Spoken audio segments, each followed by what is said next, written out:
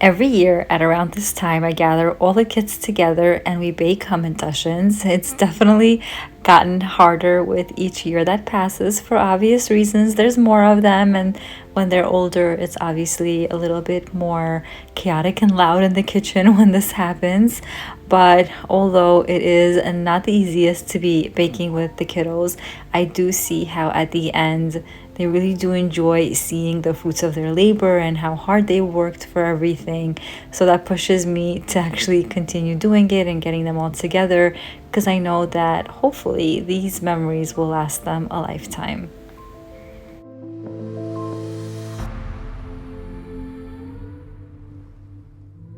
I've been using this same recipe for years now. The dough is perfect, it stays closed, it's very easy to work with, and my kids are even able to do it, as you will see later on.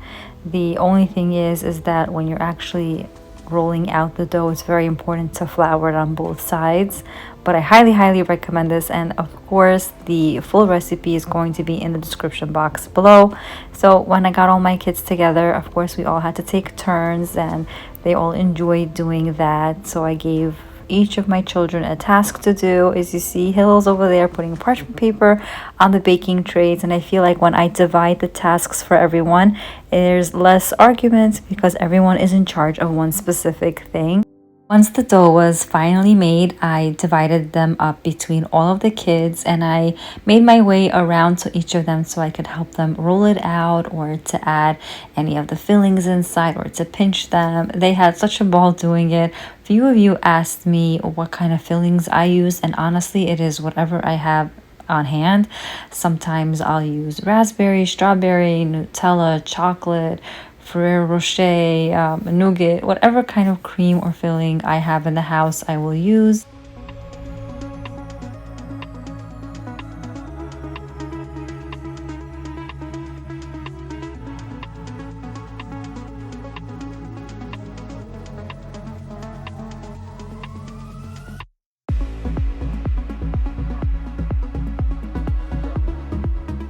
So while one kid is cutting out the circles, another kid is rolling out the next batch of dough.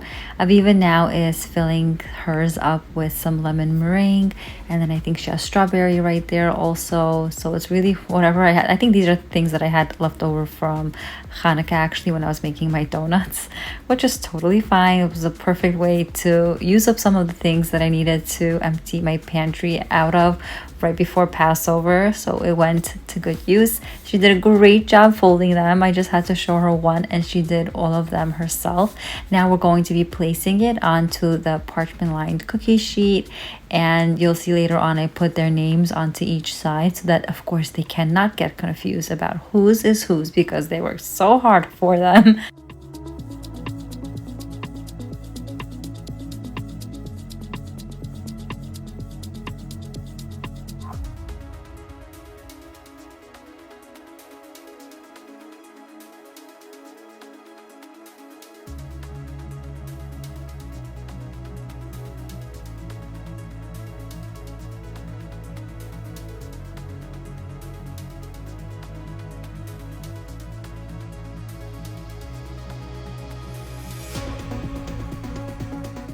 There are so many different ways of decorating these hamantaschen. If you've seen my previous videos of a few years back of how I do my hamantaschen, they can get really elaborate, really gorgeous. My kids use some sprinkles and some chocolate chips, and here is the shot of where I write down the names of each of the kids on the cookie sheet so that they know exactly whose is whose. The hamantaschen are going to be baked at 350 degrees for 11 minutes.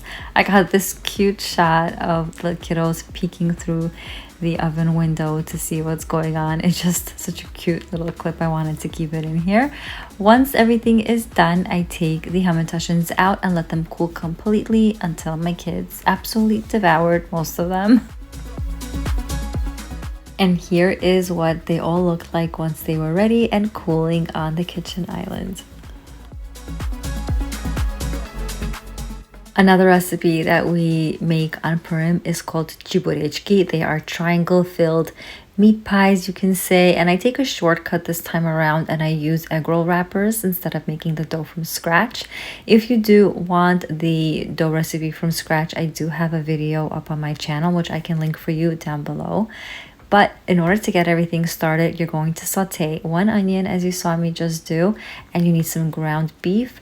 I mush everything up until the meat gets nice and crumbly. Season it with some salt, black pepper, garlic powder, cumin, and coriander. And I'm going to mix all of the spices in and let the meat cook through.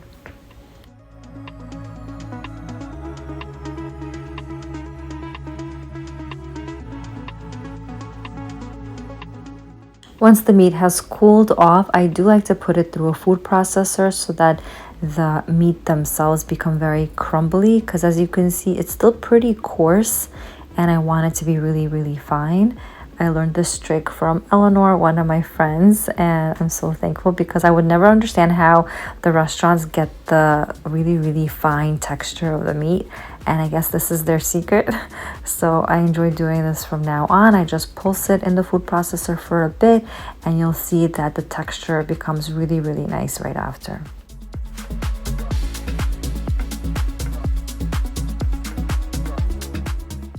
To actually make everything, you're going to need to set up your station. Here are the egg roll wrappers. I have a little bit of water on the side over there.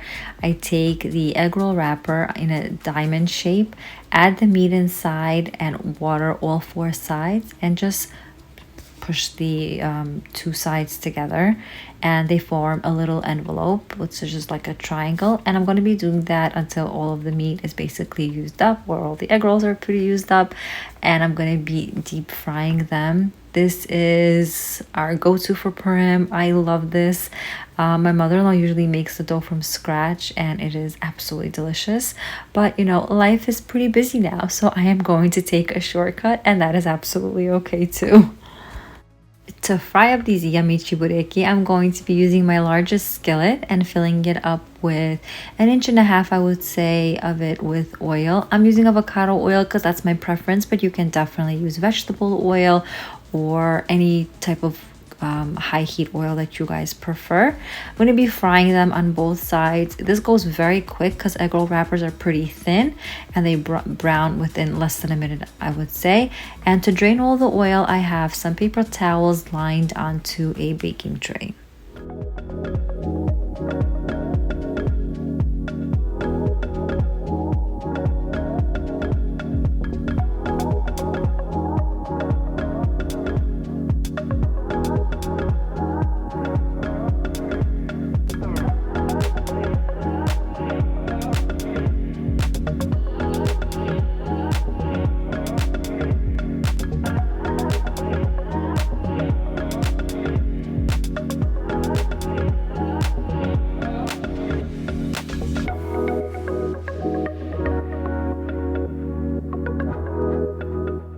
And then just to serve it, I place it on a nice plate and I serve it just as is. At times I'll make a special tomato sauce and we do enjoy it with that as well. It's just grated tomatoes, cilantro, splash of vinegar, salt, and black pepper. This is what it looks like on the inside. It's very juicy, yummy, full of flavor, very delicious. Well, I hope you guys enjoyed watching some of the prep that I'll be doing for Purim. Happy prepping and happy Purim from my family to yours.